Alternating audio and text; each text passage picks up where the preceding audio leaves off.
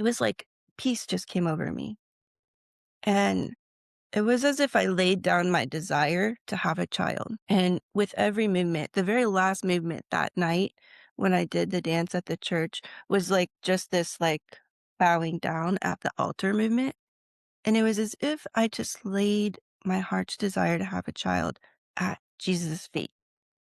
Mhm. And when I did that, he took it. Like, it was like in that moment, I realized that if I never had a child, it would be okay because I didn't want anything. I knew kids are amazing. They're wonderful, but they're also a lot of work.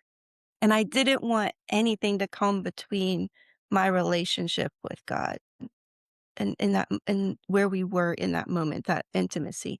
And so when I did that, I laid that down and it was just over a year and a half where I found out I was pregnant. I got up on a Sunday morning and all of a sudden I felt God say, "Take a pregnancy test." And I was like, "But it's not time yet, God." And he's like, "Take a pregnancy test."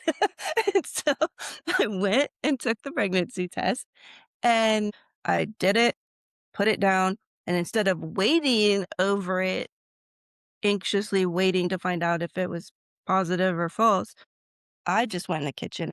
When I came back, it was positive. And I was like, "Oh my god," and I screamed for my husband, and I'm like my hand is, like, shaking as I'm handing him the pregnancy test, and I'm like, "Look."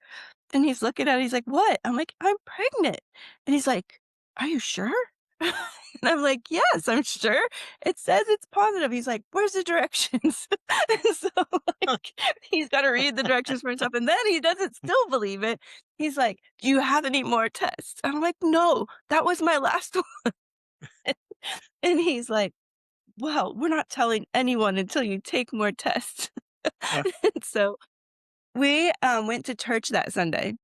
We both were on the worship team at our church, and let's just say, we worshiped that morning. Like, our we worshiped personally, I was over the top. We were overjoyed.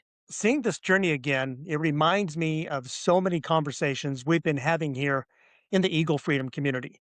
And a lot of my guests have shared how exhausting it is to keep fighting for something that just won't budge.